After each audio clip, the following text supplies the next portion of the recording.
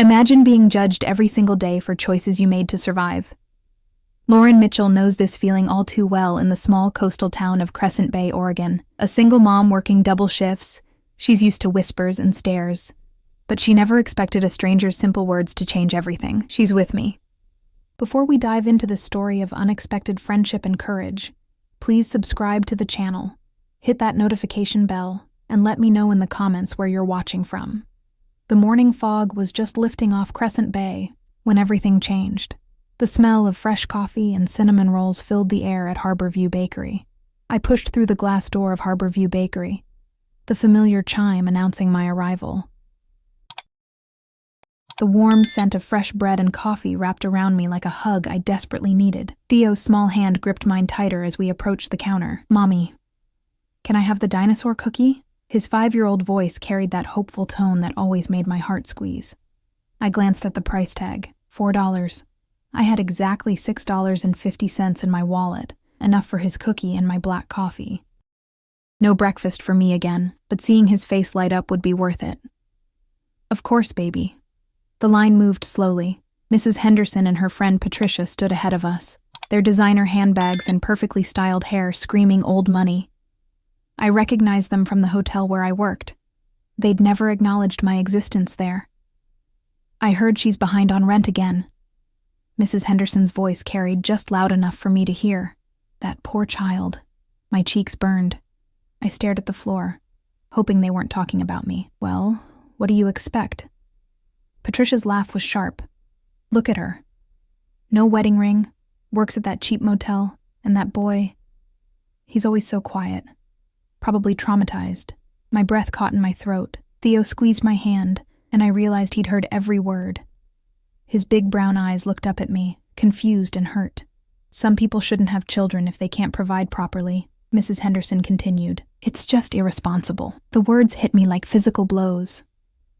I wanted to disappear, to grab Theo and run, but we were trapped in line, and my legs felt like concrete. "Excuse me."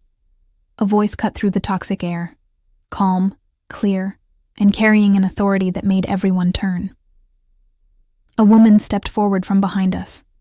Tall, elegant, wearing a charcoal blazer that probably cost more than my monthly salary.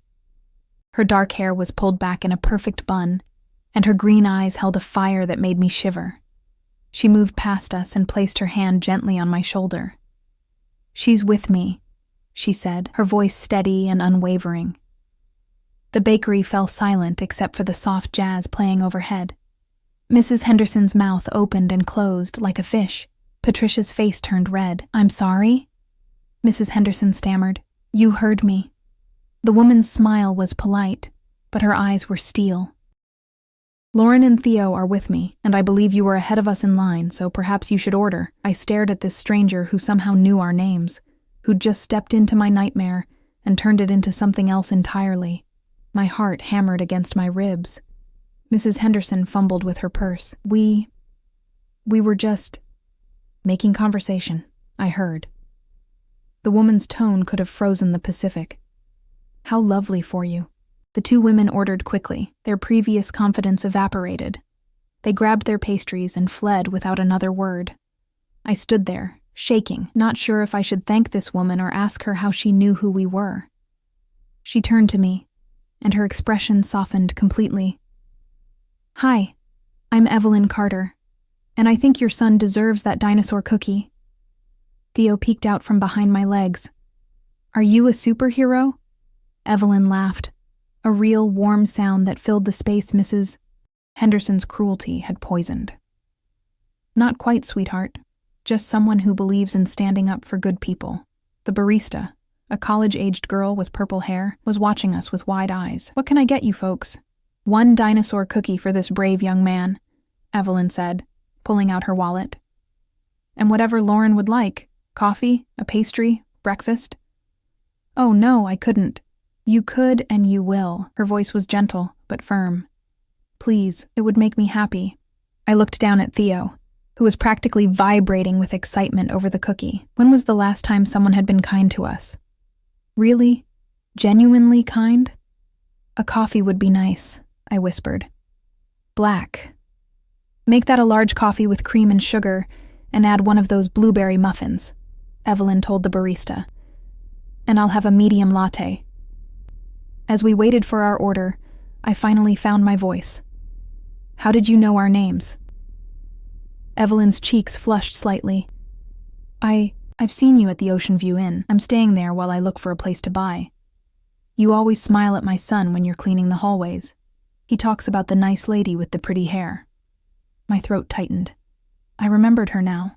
Room 237, always polite, always tipped well.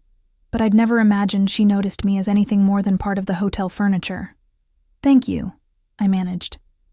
"What you did back there, no one's ever—" "Everyone deserves to be treated with dignity," she said simply, "especially in front of their children." The barista called our order. Evelyn handed Theo his cookie, and his face lit up like Christmas morning. "Thank you, superhero lady." "You're very welcome, Theo." We found a small table by the window overlooking the harbor. Theo munched his cookie contentedly while I sipped the best coffee I'd had in months. The blueberry muffin sat untouched. I was still too overwhelmed to eat. "You don't have to stay," I said quietly. "I mean, thank you for what you did, but I don't want to keep you." Evelyn studied my face. "Where do you need to be?" "Work. In an hour." "Then we have time." She leaned back in her chair. "Tell me about Crescent Bay. I'm thinking of making it my permanent home." I almost choked on my coffee. "Here? But you're from... you seem like you're from somewhere bigger." "Seattle. And yes, it's bigger, but sometimes bigger isn't better." There was something in her voice, a sadness that matched my own. I found myself really looking at her for the first time. Beneath the polished exterior, I saw tired eyes and a tension in her shoulders that spoke of carrying heavy burdens. "It's a small town," I said carefully. "People talk, they judge. What you saw today, that's pretty typical for someone like me." "Someone like you?" "Single mom, no college degree, works at a motel." I shrugged, trying to sound casual. "I don't exactly fit the Crescent Bay image." Evelyn was quiet for a moment, watching Theo color on a napkin with a crayon the barista had given him. "You know what I see when I look at you?" she said finally. I braced myself for platitudes. "I see a woman who gets up every day and takes care of her child, who works hard and treats people with kindness even when they don't deserve it, who raises a little boy who says please and thank you, and asks if strangers are superheroes." Her green eyes met mine. That's exactly the kind of person this town needs more of. My vision blurred. When was the last time someone had seen me, really seen me, as more than my circumstances? "Mommy, are you crying?" Theo looked up from his drawing. "Happy tears, baby." Evelyn checked her watch. "You should probably head to work soon." I nodded, reluctantly gathering our things. This moment felt too precious to end. "Lauren?" Evelyn stood as well. "Would it be okay if I walked you to your car?" Outside, the morning fog had completely lifted, revealing the stunning coastline that made Crescent Bay famous. But for the first time in years, I wasn't thinking about the view. I was thinking about how it felt to have someone stand up for me. My hand shook as I fumbled with my car keys outside the bakery. The old Honda Civic looked even more pathetic next to Evelyn's sleek silver BMW, but she didn't seem to notice. She was too busy helping Theo climb into his booster seat. "This is a very important job," she told him seriously as she checked his seatbelt. "Making sure you're safe for your mom." "I know," Theo said proudly. "Mommy says I'm her co-pilot. That's a big responsibility." Evelyn's smile was genuine, not the fake enthusiasm adults usually used with kids. I slammed the trunk shut after throwing my purse inside, the sound echoing across the nearly empty parking lot. The morning rush had passed, leaving just a few cars scattered around the asphalt. "Thank you," I said again, feeling inadequate. For everything. The coffee, the muffin, standing up to those women. "Lauren." Evelyn's voice was gentle. "You don't have to keep thanking me." "Yes, I do." The words came out sharper than I intended. "You don't understand. People like you don't usually— people with money, with education, with—" I gestured helplessly at her perfect appearance. "With what?" "Options." The word hung between us like a confession.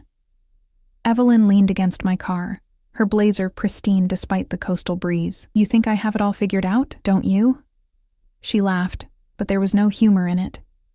"I'm 34 years old, recently divorced, and I just quit my job to move to a town where I know exactly one person. And I only met her 20 minutes ago." I stared at her. "You quit your job?" "Corporate law. 80-hour weeks, no life, no soul left." She looked out toward the harbor where fishing boats were heading out for the day. "I had a breakdown in a conference room 6 months ago. Panic attack so bad they called an ambulance." "Oh my God." "My ex-husband said I was being dramatic, that I just needed to manage my stress better." Her fingers made air quotes, and I caught the flash of pain in her eyes. Turns out he was managing his stress just fine, with his 25-year-old paralegal. Theo was singing softly in the back seat, something about wheels on the bus. The innocent sound made this conversation feel surreal. "I'm sorry," I said quietly. "Don't be. Best thing that ever happened to me." Evelyn straightened up. I realized I'd been living someone else's life for so long, I'd forgotten what I actually wanted. "And what do you want?" She was quiet for a moment, watching a seagull land on a nearby lamppost. "Peace. Community. To wake up and not dread the day ahead." She looked back at me. "To be around people who are real. Real! Like you. Like Theo. No pretense, no games, just authentic." I felt heat creep up my neck. "You don't know me." "I know enough." Her green eyes were steady. "I know you work double shifts to support your son. I know you're kind to strangers even when you're exhausted. I know you didn't let those women see you cry, even though they hurt you. How do you know about the double shifts?" "I've been at the hotel for 3 weeks. I see you there in the mornings and evenings, different uniforms, housekeeping and front desk." My cheeks burned. Of course she'd noticed. "I need the hours." I wasn't judging, I was admiring. "Mommy," Theo called from the back seat. "Are we going to be late?" I checked my phone. 15 minutes to get to work. I should go. "Of course." Evelyn stepped back from the car. "Lauren?" "Yeah?" "Would it be okay if I stopped by sometime? I mean, I know where you work, but I don't want to bother you there. Maybe I could visit you at home." The question caught me off guard. "You want to visit me?" "I'd like to be friends, if you're open to that." Friends. When was the last time I'd had a real friend?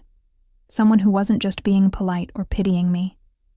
"I live on Crescent Street," I heard myself saying. "The blue house with the broken fence. Number 42. "The one with the beautiful garden?" I blinked. "You know it?" "I drive past it every day on my way to the hotel. Someone's put a lot of love into those flowers. That's me. I like gardening." It sounded stupid, admitting to such a simple pleasure. "It shows. Your roses are incredible." Pride swelled in my chest, an unfamiliar feeling. "My grandmother taught me, before she died." "She taught you well." I started the car, the engine coughing to life. "I work until 6 today. Would 7 be too late? I could bring dinner. Chinese food? Pizza? You don't have to. I want to." Her voice was firm. "Please let me do this."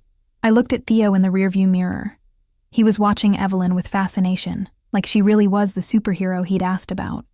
"Okay," I whispered. "Okay? 7 is good. Theo loves pizza." Evelyn's smile transformed her entire face. "Perfect. I'll see you then." As I pulled out of the parking lot, I watched her in my rearview mirror. She stood there until I turned the corner, her hand raised in a small wave. "Mommy?" Theo's voice was thoughtful. "Yes, baby?" "I like the superhero lady." "Me too, Theo." "Me too." The drive to work took 8 minutes through downtown Crescent Bay, past the tourist shops and art galleries, past the pier where couples walked hand in hand, past the expensive restaurants I'd never been able to afford. But for the first time in months, I wasn't thinking about what I couldn't have. I was thinking about 7 o'clock. I was thinking about friendship. I was thinking about how it felt when someone looked at my broken fence and saw my beautiful garden instead. My phone buzzed at a red light. A text from an unknown number. "Looking forward to tonight, Evelyn." I saved her contact information, my hands trembling slightly. Maybe, just maybe, things were about to change.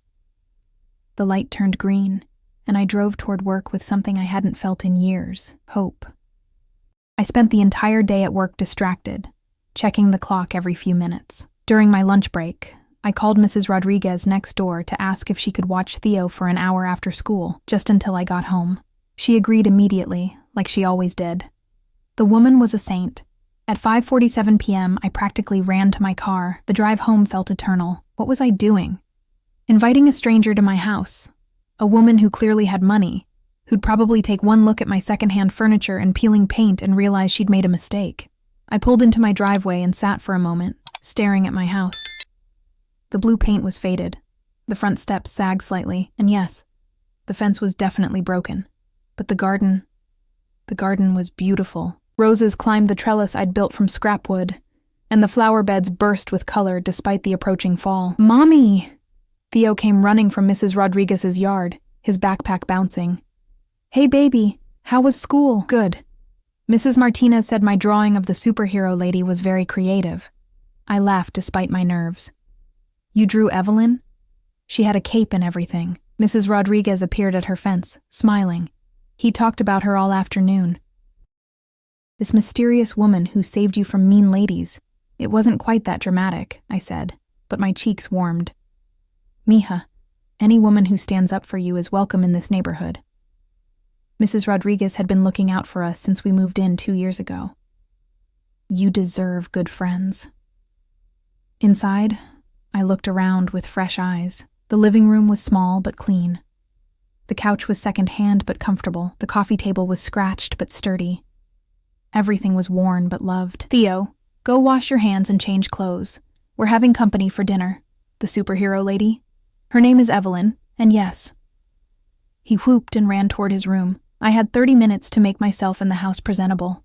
I was changing into my one nice sweater when the doorbell rang. "I'll get it!" Theo yelled, already racing for the door. "Wait for me!" I called, but he was already turning the handle. Evelyn stood on my front porch holding 2 large bags and wearing jeans and a soft blue sweater that made her eyes look like sea glass. Her hair was down, falling in waves around her shoulders. She looked normal. Beautiful, but normal. "Hi, Theo," she said warmly. "Hi. Mommy said your name is Evelyn, not superhero lady." "That's right, though I like superhero lady better." "Me too," he said seriously. I appeared behind him, suddenly self-conscious. "Hi." "Hi." Her smile was soft.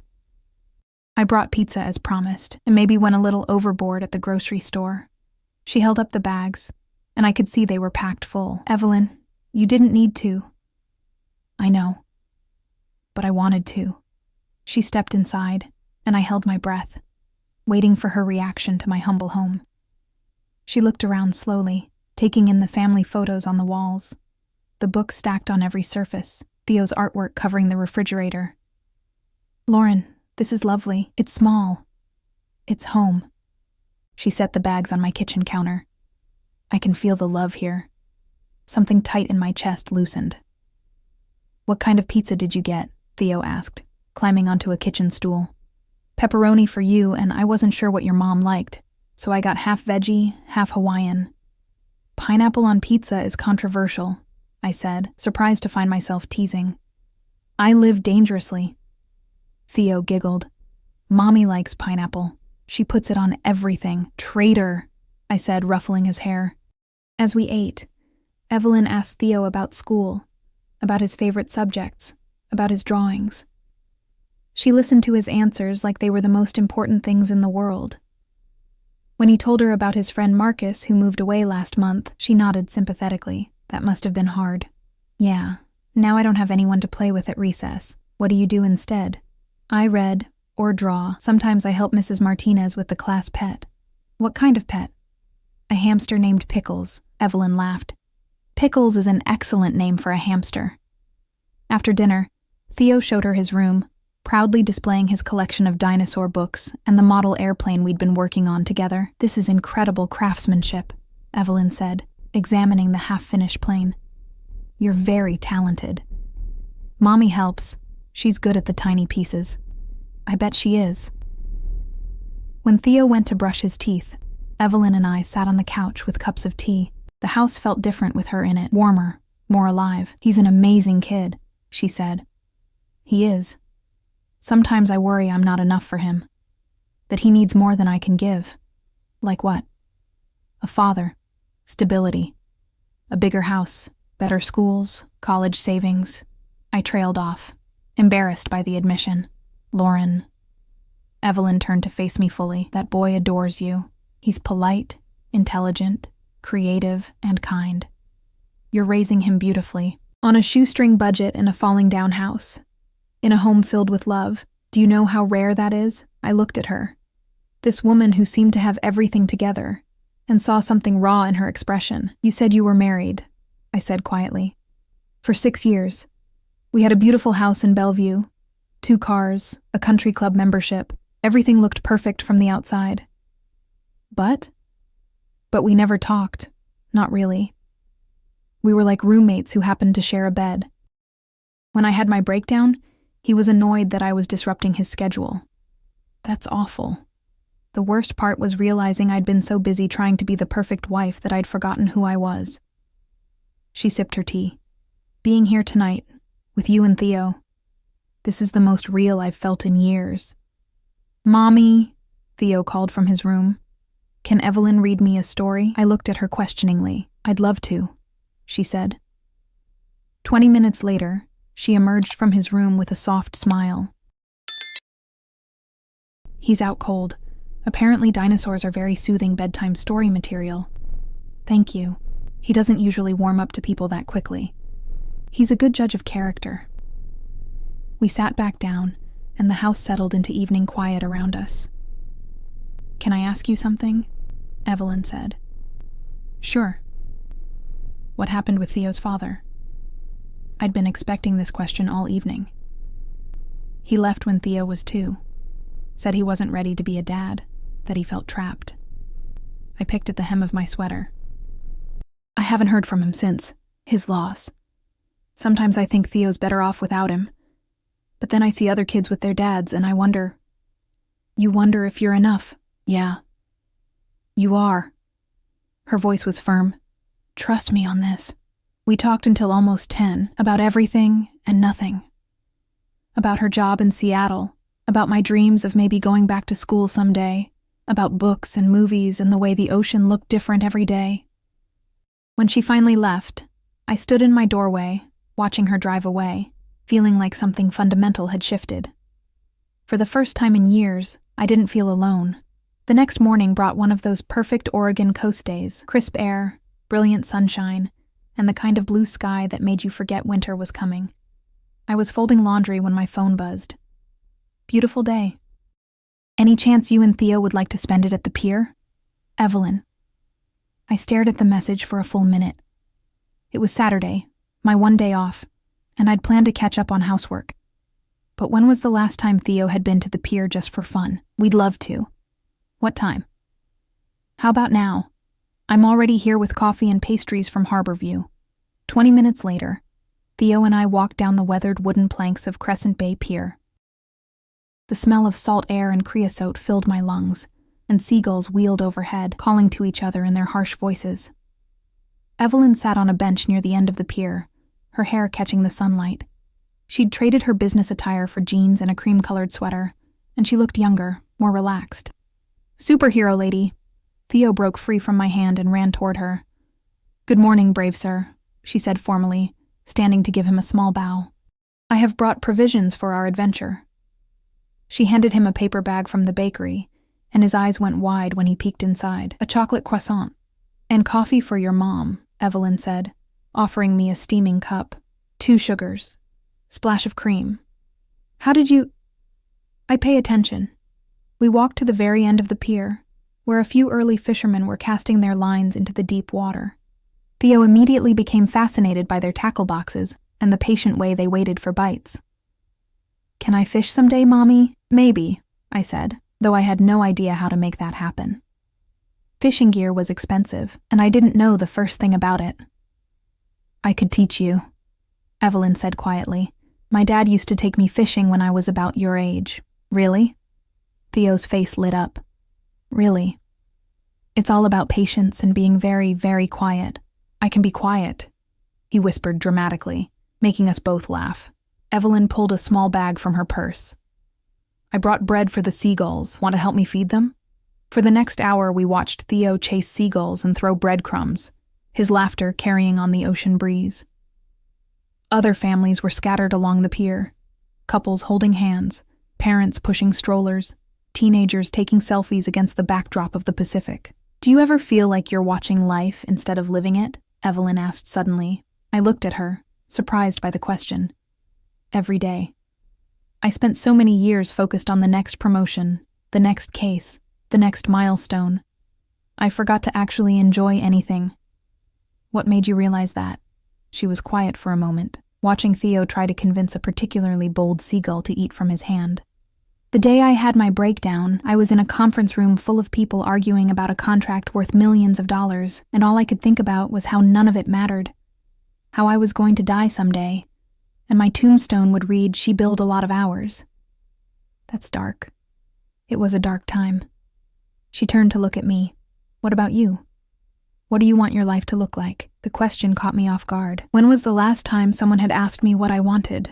I don't know, I admitted. For so long, it's just been about survival. Making sure Theo has what he needs, keeping a roof over our heads. But if you could have anything. I watched my son, his face bright with joy as he fed the seagulls. I'd want him to feel secure, to know he's loved and valued. I'd want to go back to school, maybe become a teacher. What would you teach? Elementary school. I love kids that age. They're still curious about everything, still believe in magic. You'd be amazing at that. It's just a dream. I can't afford school, and even if I could, who would watch Theo? Dreams don't have expiration dates, Lauren. A comfortable silence fell between us. The sun was getting higher, warming the air and making the water sparkle like diamonds. Can I ask you something personal? I said. Shoot. Why did you really leave Seattle? I mean, the real reason. Evelyn sighed, her fingers tightening around her coffee cup. Because I was dying inside. Slowly, quietly, but dying all the same. What do you mean? I was taking anxiety medication to get through the day and sleeping pills to get through the night. I hadn't laughed, really laughed in months. I looked in the mirror one morning and didn't recognize myself. That sounds terrifying. It was. But you know what the worst part was? Everyone kept telling me how lucky I was. Great job, successful husband, beautiful house. I felt guilty for being miserable. I nodded, understanding more than she knew. People assume that if you have the basics covered, you should be grateful and shut up. Exactly. She looked at me with surprise. You get it. I get judged for not having enough. You got judged for having too much but not being happy about it. Two sides of the same coin. Theo came running back to us, breathless and grinning.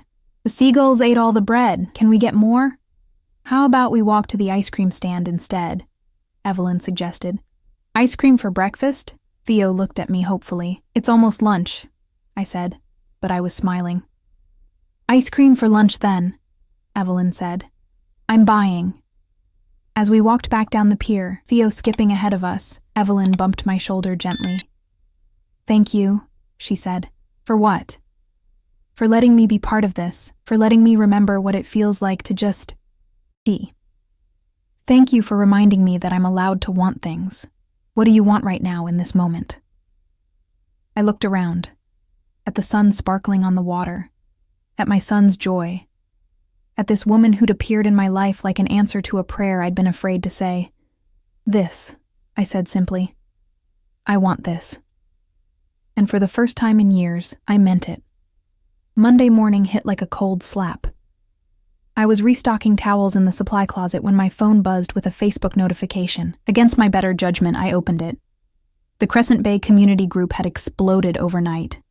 Did anyone else see Lauren Mitchell at the pier yesterday with that fancy woman from Seattle? The post had 37 comments already, and it was only 9 a.m.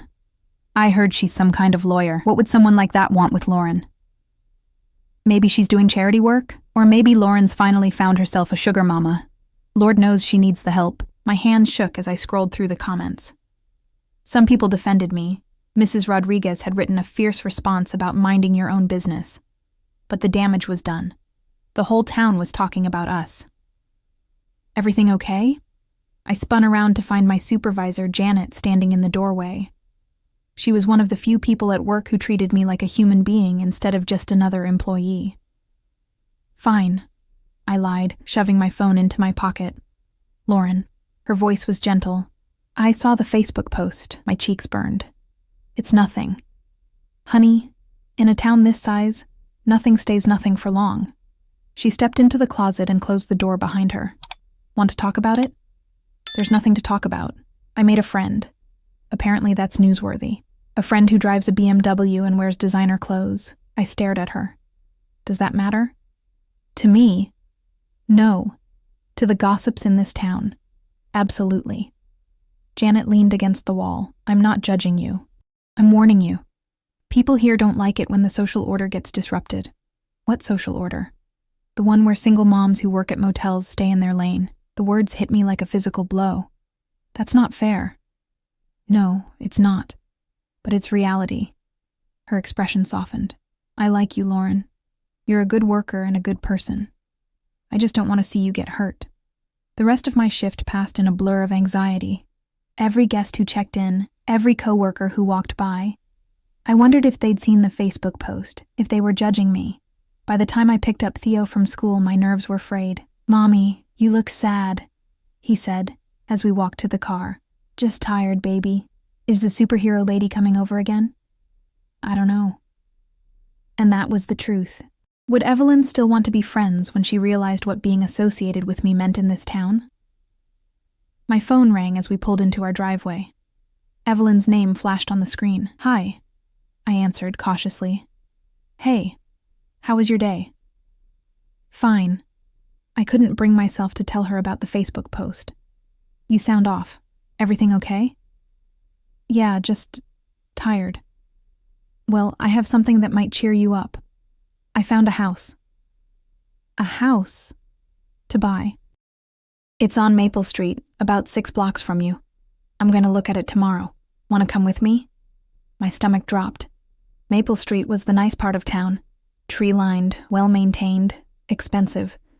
Of course that's where she'd want to live. I have to work tomorrow. After work then, I could pick you up around 7. Evelyn. I took a deep breath. Maybe we should slow down a little. Silence on the other end of the line. Did I do something wrong? She asked finally. No, it's not you. It's just, this is a small town. People talk. About us being friends? About me being friends with someone like you. Someone like me? I closed my eyes, hating myself for what I was about to say. Someone with money. Someone who doesn't belong here. I see. Her voice had gone cold.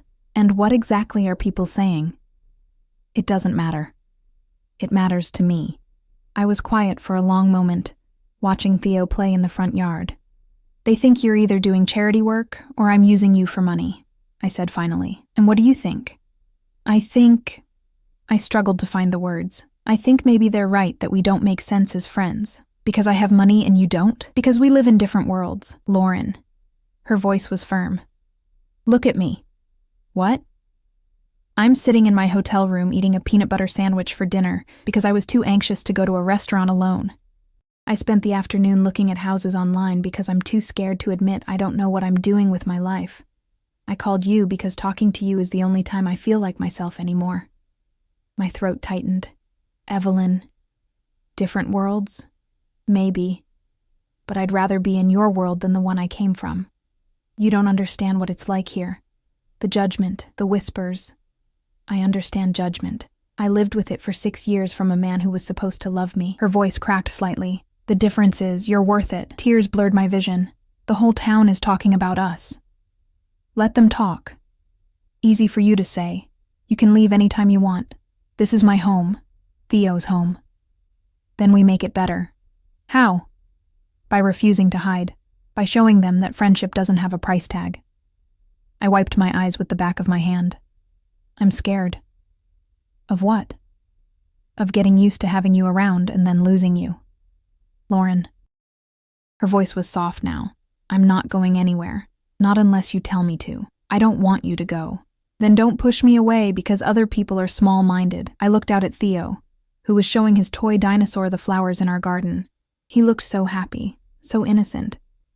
Did I want to teach him to hide from judgment, or to stand up to it?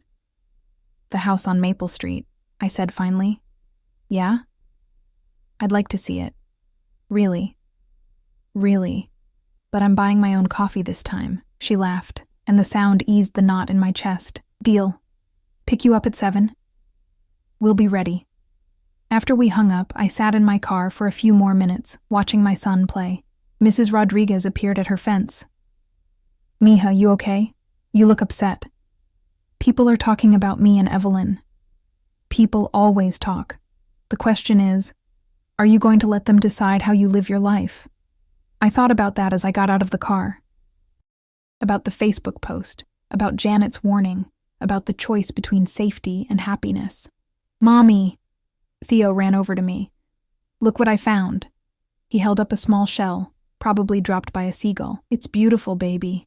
I want to give it to Evelyn, for being nice to us.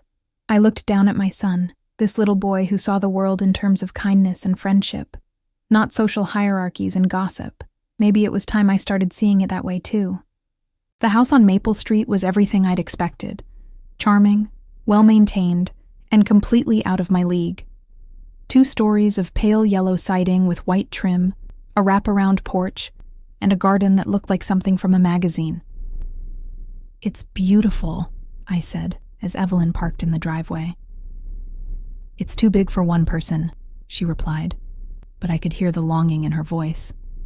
The realtor, a perfectly coiffed woman named Diane, met us at the front door. Her smile faltered slightly when she saw me, and I caught her quick glance at my discount store jeans and worn sneakers. Ms. Carter, so lovely to see you again. And this is... my friend Lauren, Evelyn said firmly. She's helping me decide if Crescent Bay is the right fit. Diane's smile became more genuine, though I suspected it was because she thought I might influence a potential sale. The house was stunning. Hardwood floors, updated kitchen, 3 bedrooms, and a study that overlooked the back garden. Theo ran from room to room, his footsteps echoing in the empty spaces. The master bedroom has an ensuite bathroom, Diane was saying as we climbed the stairs, and there's a lovely view of the bay from the window. I hung back as they discussed square footage and property taxes, feeling increasingly out of place. This wasn't my world. I was just a tourist here. What do you think? Evelyn asked me as we stood in what would be her bedroom. It's perfect, I said honestly. You'd be happy here. But nothing. It's a beautiful house. She studied my face. You're being polite. I'm being realistic. Thunder rumbled overhead, and we all looked toward the windows. The sky had darkened while we were inside, heavy clouds rolling in from the ocean. Looks like we're in for some weather, Diane said. These coastal storms can be intense. As if summoned by her words, rain began pelting the windows. Within minutes, it had become a downpour. I should get Theo home, I said. But even as I spoke, lightning flashed and thunder crashed almost immediately after. You're not driving in this, Evelyn said. It's not safe. Diane checked her phone. The weather service just issued a severe storm warning. They're recommending people stay off the roads for the next few hours. My house is just a few blocks away, I protested. A few blocks might as well be a few miles in this weather, Diane said. The storm drains in this part of town flood quickly. As if to prove her point, another flash of lightning illuminated the street outside, showing water already rushing down the gutters. We'll wait it out here, Evelyn decided. Diane, do you mind if we stay until it passes? Of course not. I'll leave you the keys in case I need to leave for another appointment. Just lock up when you go. After Diane left, the 3 of us stood in the empty living room listening to the storm rage outside. Theo pressed his face to the window, watching the rain create rivers in the street. It's like a waterfall, he said excitedly. Oregon storms are something else, Evelyn said. I'm still getting used to them. You'll learn to love them, I said. There's something cleansing about them. Is that your way of saying I need cleansing? I laughed despite my earlier tension. Maybe we all do. We settled on the floor in the living room, our voices echoing in the empty space. Theo found a penny in his pocket and entertained himself by rolling it across the hardwood floors. "Can I ask you something?" Evelyn said after a while. "Sure." "Back at the hotel, when you said we should slow down, were you trying to protect me or yourself?" I considered lying, giving her an easy answer, but something about the storm outside, the intimacy of being stranded together, made me want to be honest. "Both," I said. "I was scared you'd realize what being friends with me actually costs." "What does it cost?" "Your reputation. Your standing in the community. People will always wonder what you're really getting out of it." "And what am I getting out of it?" I looked at her. This woman who'd given up everything familiar to start over in a small town where she knew no one. "I don't know," I admitted. "I get to remember who I am," she said quietly. "I get to laugh again. I get to care about someone without wondering if they're using me for connections or money." "How do you know I'm not using you?" "Because you keep trying to push me away instead of pulling me closer." Thunder crashed overhead, and Theo abandoned his penny to come sit between us. "I don't like loud noises," he said, curling up against my side. "It's just the sky being dramatic," Evelyn said gently. "Like a big temper tantrum." "Why is the sky having a temper tantrum?"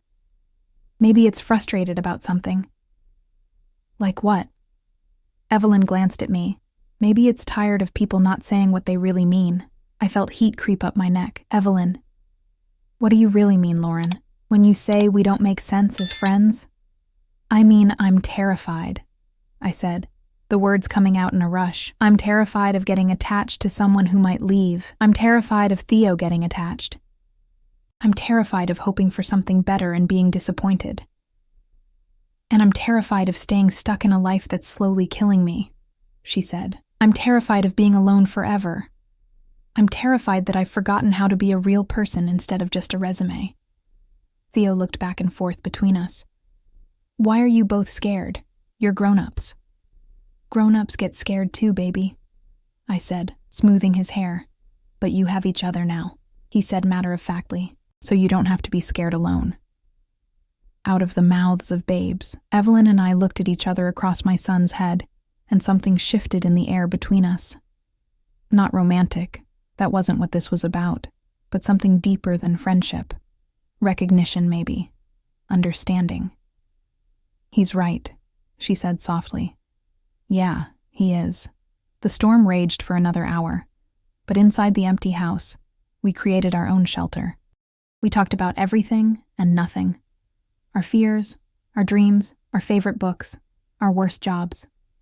Theo fell asleep curled between us, exhausted by the excitement of the day.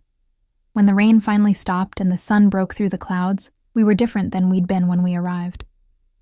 "I'm going to make an offer on the house," Evelyn said as we gathered our things. "It's perfect for you." "It's too big for one person," she said again. "You'll grow into it. Or maybe I'll find ways to fill it." Something in her tone made me look at her more closely, but she was already heading for the door. As we drove home through the storm-washed streets, Theo sleepy in the back seat, I realized something had changed. Not just between Evelyn and me, but inside me.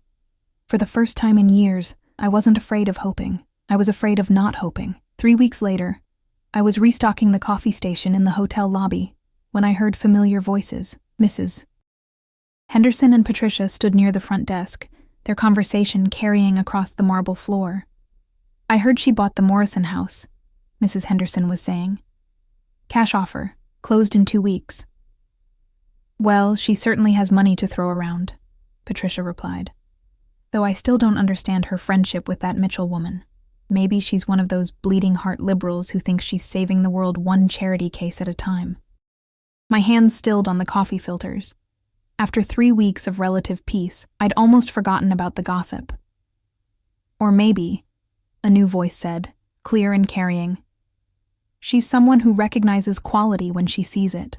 I turned to see Evelyn walking through the lobby doors, her hair damp from the morning drizzle. She wore dark jeans and a cream sweater, and she looked like she belonged here, not like a tourist anymore, but like someone who'd found her place. Mrs. Henderson's face flushed red. "Miss Carter, we were just discussing my personal life," Evelyn said pleasantly. "How thoughtful of you to take such an interest." She walked past them to where I stood frozen by the coffee station. "Good morning, Lauren," she said warmly, loud enough for everyone to hear. "Ready for lunch?"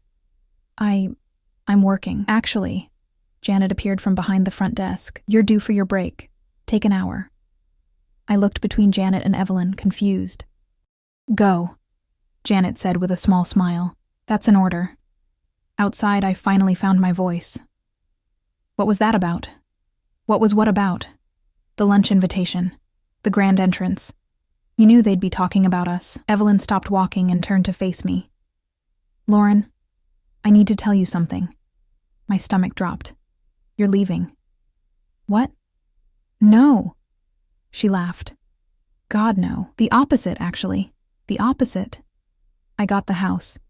I'm officially a resident of Crescent Bay as of yesterday." I hugged her impulsively, then stepped back, embarrassed. "Sorry, Don't apologize for being happy for me." Her smile was radiant, but that's not what I wanted to tell you. "What then?" "I've been thinking about what you said, about wanting to go back to school. Evelyn, hear me out. I've been researching education programs, and there's a fantastic one at the community college in Newport. It's only 30 minutes away, and they have evening classes. I can't afford— I know. That's why I want to help." I stared at her. "Help how?" "I want to pay for your tuition, and I want to watch Theo while you're in class." The words hit me like a physical blow. "No, Lauren. No." I started walking again, my cheeks burning.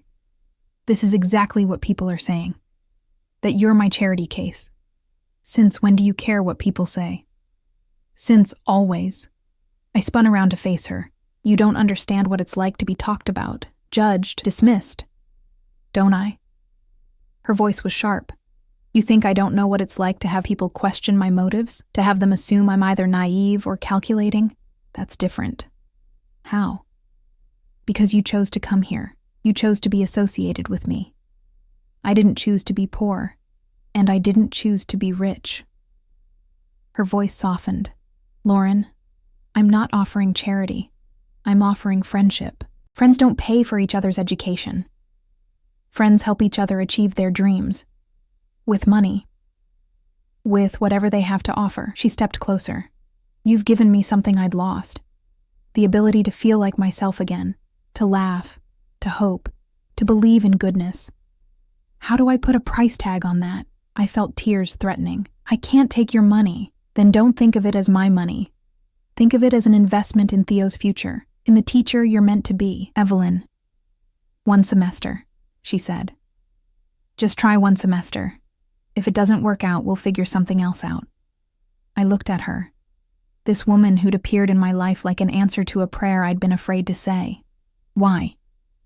"Because you deserve it. Because Theo deserves a mom who's living her dreams, not just surviving. Because the world needs teachers who understand what it means to struggle." "And what if I fail? What if you don't?" We stood there in the middle of the sidewalk, the morning fog swirling around us, and I felt something shift inside me. The same feeling I'd had during the storm, like I was choosing hope over fear. 1 semester, I said quietly. 1 semester. And I pay you back. Eventually. If you insist. I do. She smiled. Then it's a deal. We shook hands formally, then broke into laughter at the absurdity of it. "There's something else," Evelyn said as we started walking again. "More life-changing announcements? I ran into your neighbor, Mrs. Rodriguez, yesterday. She mentioned that Theo's been asking about fishing lessons. He has. Ever since you mentioned it at the pier. Well, I bought fishing gear, and I may have promised him we'd go this weekend. Evelyn, you don't have to. I want to. Besides, I need to practice if I'm going to be the cool aunt figure." "Aunt figure?"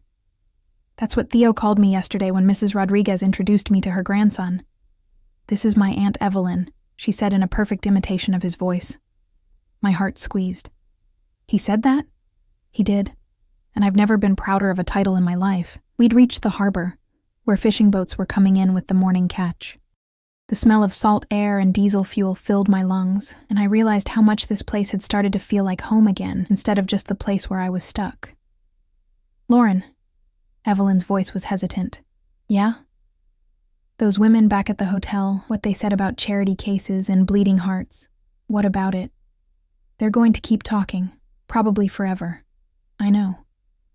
Are you okay with that? I thought about it, really thought about it. About the Facebook posts and the whispered conversations, about Janet's warnings and Diane's calculating looks, about all the ways this town had made me feel small and invisible. Then I thought about Theo's excitement when he talked about his Aunt Evelyn, about the way I felt when someone finally saw me as more than my circumstances, about the possibility of walking into a classroom someday and teaching children that they could be anything they wanted to be. You know what? I said finally. What? Let them talk. Evelyn's smile was brilliant. Really? Really, I'm tired of living my life according to other people's opinions. Good. Because I have one more confession. Oh God, what now? I may have already registered you for classes. Pending your approval, of course. I stared at her. You what? The deadline was today, and I didn't want you to miss it while you were deciding. If you'd said no, I would have canceled everything. Evelyn Carter, you are completely insane. Is that a yes? I looked out at the harbor, at the boats bobbing in the gentle swells, at the town that had judged me and dismissed me but was still somehow home. Then I looked at this woman who'd seen something in me worth investing in. That's a yes. Thank God, she said, sagging with relief. Because I may have also bought you textbooks. Of course you did. We walked back toward town, planning fishing trips and study schedules, talking about the future like it was something bright and possible instead of something to be endured. As we passed Harborview Bakery, I saw Mrs. Henderson and Patricia through the window, their heads bent together in intense conversation. For a moment, the old anxiety fluttered in my chest. Then Evelyn slipped her arm through mine. She's with me, she said quietly, echoing the words that had started everything. But this time, it wasn't about protection or rescue. It was about choice, about friendship, about two women who'd found each other in the midst of their separate storms and decided to weather whatever came next together. Yes, I said, squeezing her arm. She is. 6 months later, I stood in front of my first classroom as a student teacher, nervous but excited. In the back row sat Evelyn, who'd insisted on attending my debut despite my protests. Next to her was Theo, who'd announced to anyone who would listen that his mom was going to be the best teacher in the whole world. The supervising teacher introduced me to the class of second graders, and I looked out at their eager faces, some confident, some shy, some clearly struggling with challenges I couldn't see. Good morning, class, I said, my voice steady despite my racing heart. I'm Ms. Mitchell, and I'm here because I believe every single one of you has something amazing to offer the world. A little girl in the front row raised her hand. Even if we're different, especially if you're different, I said, thinking of a small boy who'd once asked if a stranger was a superhero, and a woman who'd answered yes in all the ways that mattered. Different is what makes the world beautiful. In the back of the room, Evelyn smiled and gave me a thumbs up. Theo waved enthusiastically until she gently lowered his hand, and for the first time in my life, I felt like I was exactly where I belonged. The whispers hadn't stopped. They probably never would. But I'd learned something important in the months since that morning at the bakery. Other people's opinions of your life matter far less than your own opinion of your courage. And I was finally, proudly, courageously myself.